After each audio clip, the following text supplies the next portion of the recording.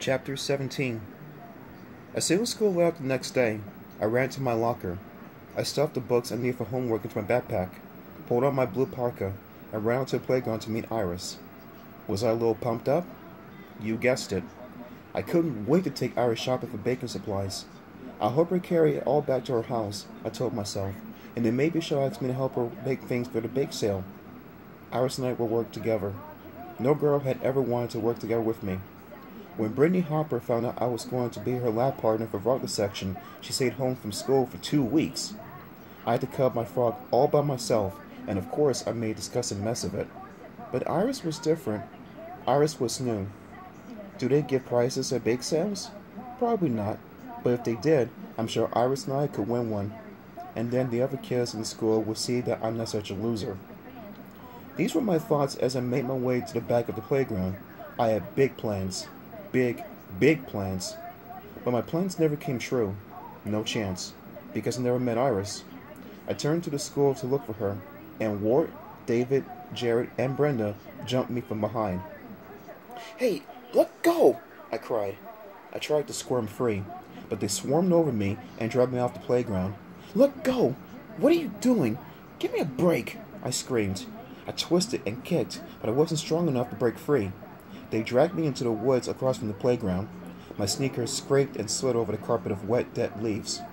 They pulled me between the bare trees, trembling in the soft afternoon breeze. A scrawny squirrel scampered in front of us, searching the wintry ground for food. "What are you going to do?" I cried. "Let me go! I mean it!" They ignored my cries and dragged me through a clump of tall white weeds. "This way," David muttered. He guided us to a line of high evergreen shrubs. Clumps of gray snow clung to the limbs of the shrubs. Behind the evergreens, we were completely hidden from the street. With a hard tug, I pulled free. Actually, I think they let me pull free. I spun around. My eyes searched for the best way to escape. It wouldn't be easy. The snow-covered evergreen shrubs surrounded us on all four sides. Ward and his friends stood tensely around me. They stared at me as if waiting for me to speak. "Why did you drag me here?" I demanded. I tried to sound calm, but my voice cracked. "What are you going to do to me?" Their faces remained blank, stern and serious. They didn't even laugh when my voice cracked. Finally, Ward broke the tense silence. "We wouldn't harm you, Commander," he said. I was sure I hadn't heard him correctly. "Excuse me?" I cried. "We are the creeps," Ward continued. My mouth dropped open. "So you're the ones who have been calling me and sending me messages?" All four of them nodded solemnly. "Yes, Commander," Brenda said. She shook off some wet snowflakes that had fallen from the trees onto her long black hair. "I should have known it was you," I muttered through clenched teeth. "Yes, you should have known," Jared repeated. "We called as soon as we got your message, Commander," David chimed in. "What is this Commander stuff?" I snapped. "Why are you calling me that?" "We didn't guess that you were the Commander," Ward replied. "If we had known who you were, we never would have teased you and played mean jokes." "Please accept our apology, Commander," Brenda added. "We are so sorry." "You should have made yourself known to us sooner," David said. "Yes, now we must act quickly," Ward added. "What are you talking about?" I screamed. "What is your problem?" "Were you trying to drive me crazy? What was this stupid new game about?" "I have to meet someone," I told him impatiently. "I don't have time for dumb games."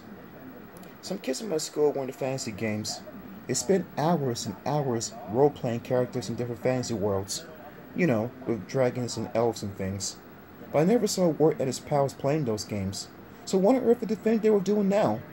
I knew it was all a stupid joke. It had to be a joke. So why weren't they laughing? Why did they appear so grim? Brenda trained her wide dark eyes on me. "You no longer have to pretend," she said. "Now that we know you are the Commander, we must act quickly." "We creeps have so little time," Ward said. His eyes also locked on mine. "It is urgent," David added. "That's why we've been calling you, to meet as soon as possible." I saw the squirrel poking his head out from behind the evergreen shrub on the end.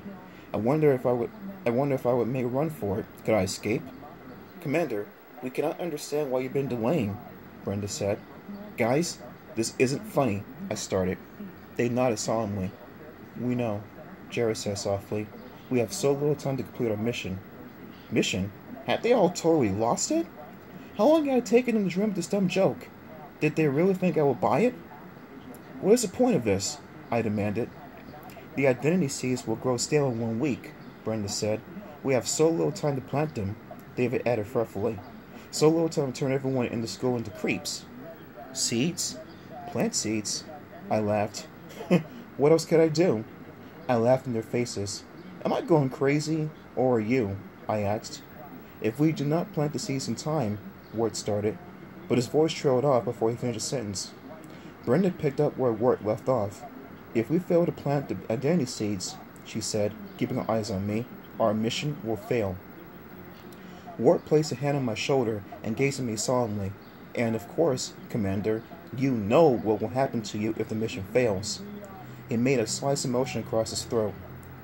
A heavy silence fell over the woods. A burst of wind shook snow off the evergreens. I suddenly felt cold all over. Brenda reached into her backpack. She pulled out a clear plastic bag and raised it toward me. I have the identity seeds with me, Commander, she announced. I studied the seeds inside the bag. They looked exactly like chocolate chips.